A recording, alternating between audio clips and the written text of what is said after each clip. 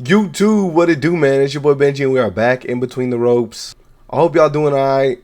We got a lot of content coming this way, and I do appreciate y'all for hitting 1K with me.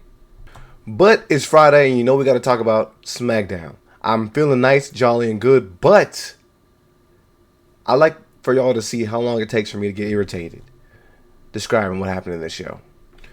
The show opens with Jelly Roll hopping out of a car, and instead of us singing along with him, the cameraman runs Jerry Springer style to catch Drew McIntyre ripping an entire windshield out of a car and beating down Jacob FATU in the parking lot. Side note, I know a lot of y'all got something to say about my pink do-rag, but hey, we waving up. That's all I got to say, man. And if y'all got something to say, you can talk to my boy Drew. Speaking of Drew, after the beatdown, he walked into the arena saying that the main event of WrestleMania was stolen from him. Nick Aldis, the SmackDown general manager, has a thing or two to say about that, calling Drew the most self-sabotaging man that he's ever worked with. Their back and forth doesn't get too far before the bloody Jacob FATU wobbles to the ring to fight Drew again. Eventually, he lands a Uso splash on Drew, breaking the announcer's table. The biggest thing I hate about these opening segments is that they end up having not much to do with the rest of the show. Like, for example, if you had tuned in late to watch this, you wouldn't have known about any of this that just happened. And the show doesn't really operate as if there was a huge unsanctioned brawl. Like, for example, on Raw, Paul Heyman was beat to a pulp and then kidnapped, and then the show just goes on. If this was a restaurant and there was a big fight, we would potentially see them closing down the spot for a little bit, adding security, something. These guys, potential main event attractions, almost killed each other, and the show moves forwards as if it didn't happen. At least if you're watching on TV, you potentially see a replay. If you're in the arena, do you even feel the weight of that attack if you had arrived late? Like I say, the show just moves forwards, and we see the Bellas backstage, which is a newly formed tag team. We see them prepping for their title match. They invite Charlotte and Alexa Bliss, which is the team that they cost gold, last week to watch their match they're about to have against the, what are they calling them? The Irresistible Forces. Nick Aldis he obviously has no control on the show. He is clearly biased and is just allowing everybody to run amok. He doesn't warn Charlotte and Alexa about potentially checking in on this match and how this could have implications in their future title shots, nor does the thing happen to anybody else on this show. I promise that there is going to be an interruption in almost every match. I literally wrote that in my notes before I even watched any of these matches. Everything, majority of the feuds, everything is centered around interferences and distractions. And like I've said in videos prior, majority of these matches end in interferences, distractions, or in roll-ups. I would literally bet that we see less clean finishes than we see those other three things. I get that there's like something that's included there in wrestling trope, but come on, bro. Of course, in this match, Charlotte intervenes, which does save the Bellas from a title shot to the face, but it does have the referee throw the match out. Everybody fights before my big girls stand tall. In the world of more tag team nonsense, we see a match that was supposed to be a newly formed tag team of RTRUTH and Damian versus the MFTS. Yet, the Wyatts cause a distraction by beating down some of the guys outside of the ring. I want to remind you guys that the Wyatts and the MFTs have been fighting for months on end, and this is over a lantern. Just go to Home Depot. Anyways, RTRUTH, bald RTRUTH, is might I add, hits an attitude adjustment to win. So we have new tag team champions. I mean, congrats to them, bro, but this stuff is just so random. These dudes formed an alliance like 2 weeks ago, entered a tag team gauntlet, and then won the titles. This is a refreshed storyline, recycled storyline. We just saw this with Lyra and Bayley last year heading into WrestleMania. It didn't make any sense how they were able to win a tag team gauntlet, and yet here we are, new tag team champs. I mean, this is a good pop for these boys, but you would have rather seen this moment in WrestleMania, right? With a little bit of storyline, right? It looks like we're still going to have this lantern battle this lantern hot potato go on through WrestleMania. And then in the tag team gift that keeps on giving, we have another pair of faces matching up. FRAXIOM versus Motor City Machine Guns. Yeah, these guys, none of these guys have been on TV wrestling matches in a while. So you probably forgot about them. And if this was your first episode watching them, I mean, you probably saw a cool match. Like if you brought your kids to this show, they would say, "Ooh, nice flips." But I would like to reiterate that the most interesting thing on this show is Randy Orton's heel turn. And why? Let's think about it. A lot of people are excited about something that we saw, dude, nearly 15 years ago. And why is that? A good portion loved Randy Orton as a heel. So many people love this dude as a freaking heel. Because these stories and segments are what make people watch and love this stuff. If you want to see a good match, why not go watch boxing or the UFC or college wrestling or even backyard matches that you can see on TikTok? It's all about the story, man.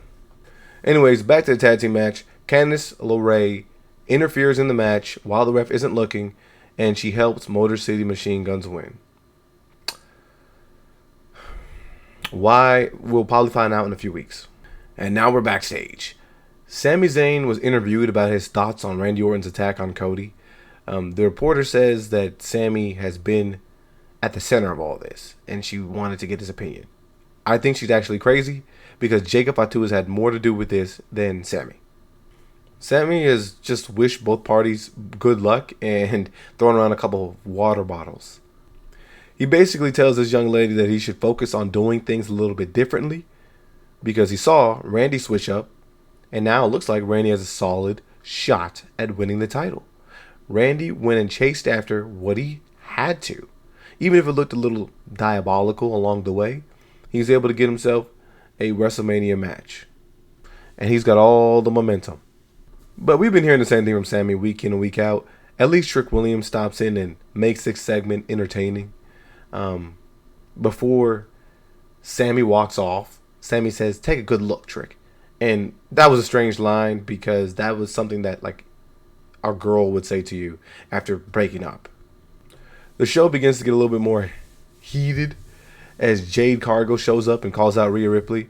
These two women should be having the Jacob FATU and Drew McIntyre heat, but we are watching them ore farm and complete their entire entrance. These two women are just jaw-jacking again. I mean, Jade says she's only here to make money. She doesn't even care about the title. Alright. Rhea Ripley then turns the crowd on her side, and she says that she lives for wrestling. She's been grinding for this moment since she was 16. She wants to fight Jade so badly, but Jade retreats, saying that she will fight Rhea on her time. You guys complain about things that make no sense, man.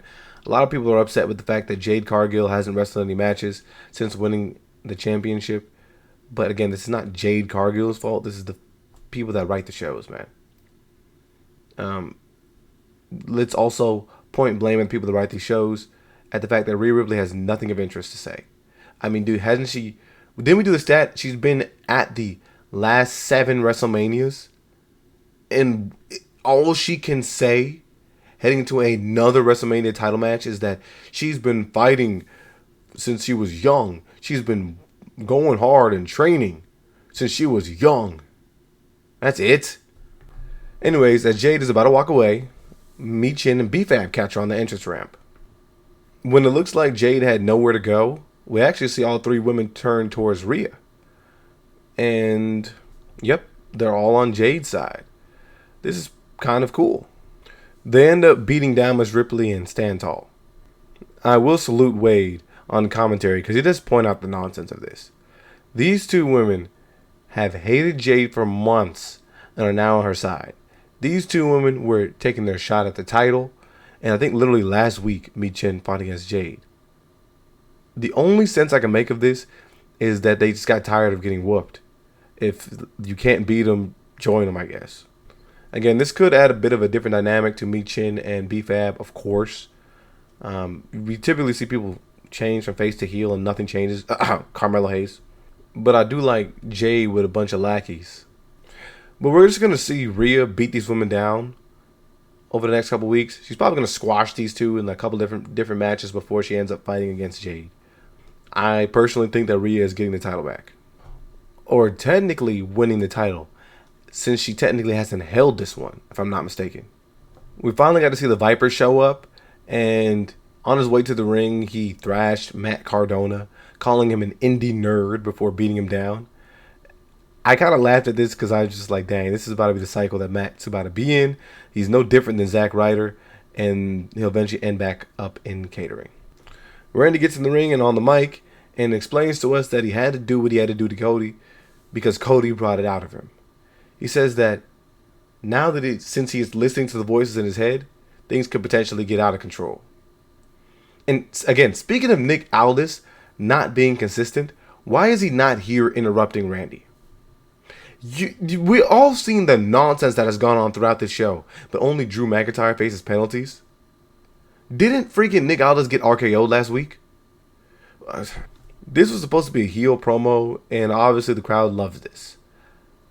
I would love to see WWE pivot Cody's character. I've told y'all time and time again, I don't believe that Cody Rhodes has given us anything to be interested in since he's won the title, and his character's felt stagnant.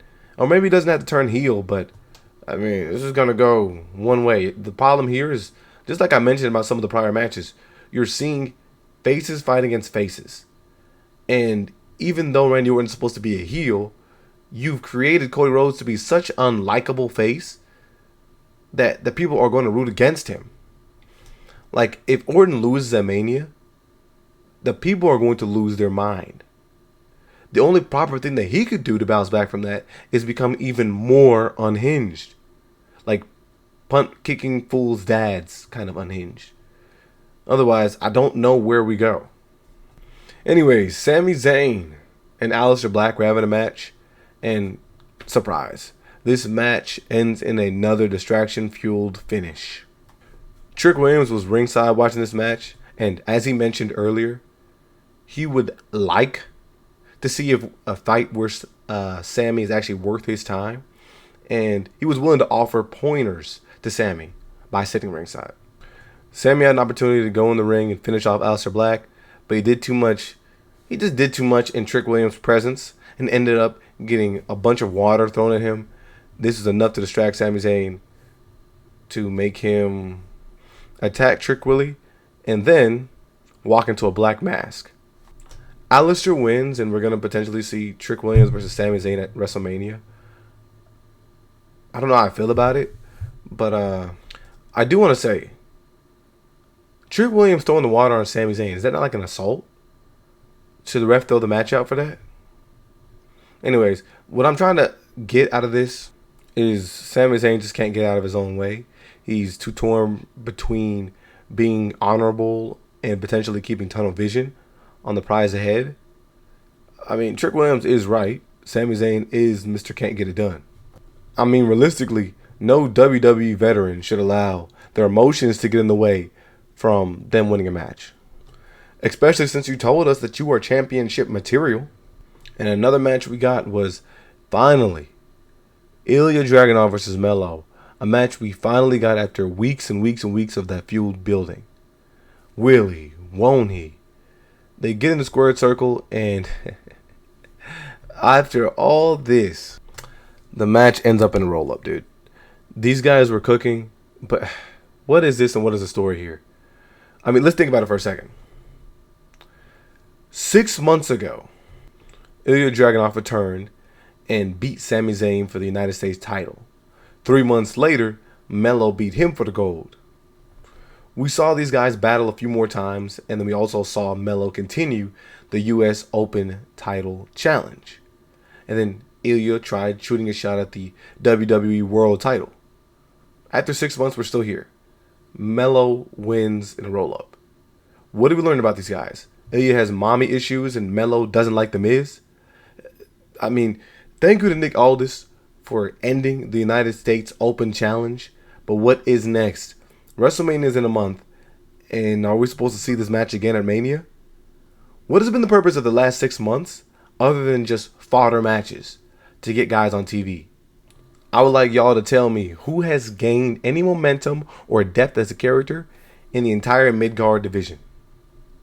Of course, one of the more entertaining segments of this show was Jelly Roll and KITT Wilson having a poetry slam battle. KITT says Jelly is proof that Ozempic works and that now Jelly has lost his weight, he'd be able to see his willy. Jelly Roll replies with a bunch of Yo Mama bars before KITT Wilson sneaks in a cheap shot. These two will be fighting next week.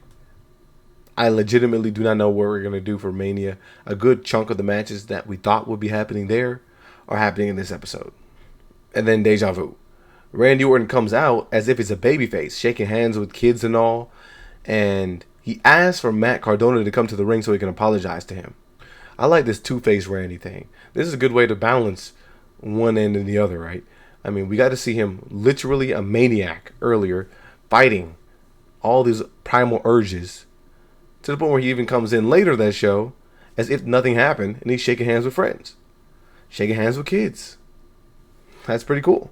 Of course, Matt Cardona should not have trusted the Viper, as when Randy went in for a hug, he ended up hitting him with a low blow and beat the crap out of this dude. Nick Aldis finally remembered he worked on the show, and the security came out and separated these guys before Randy came over there and stomped on that chair that Mac's arm was clamped in between, I guess essentially breaking his arm. I guess the security team had a bunch on their hands because they immediately ran outside to go catch Jacob FATU and Drew McIntyre outside fighting on a ledge. And again, this is kind of like Deja Vu. I don't know if this is just an opportunity for them to try and buy more TV time by just padding a bunch of segments that we already saw in a bunch of matches. But I'm just not going to be too critical. I did want to see what was going to happen to Drew and Jacob after their fight in the beginning of the show, and we got it. But yeah, this is how the show ends. I mean, again, we're a month out of WrestleMania. This has me a lot less excited than what last year's WrestleMania was, so I don't know how to feel. Actually, I did ask y'all if y'all wanted me to go to this show. I could have made it, but I'm kind of glad I didn't, bro. I feel like I would have been losing my mind. Oh, my gosh, dude. Nah, this just ain't it, bro. And you know how we like to rate things, man. Yay, nay, somewhere in the middle is okay. It's a nay episode, man. I'm not coming back to this episode, bro. What happened here? What moved forwards here? We got to see MICHIN and BFAB alongside Jade Cargill. Again, all they're going to do is get beat up over the next couple weeks before finally we get a face-off between Jade and Rhea for real. And then Rhea's going to win the title. What's the complexity there? We're going to see Jacob FATU and Drew McIntyre fight for weeks on end before they eventually get their like street fight match. Whatever, man. Y'all let me know what y'all think about this one, man. I ain't got nothing for you.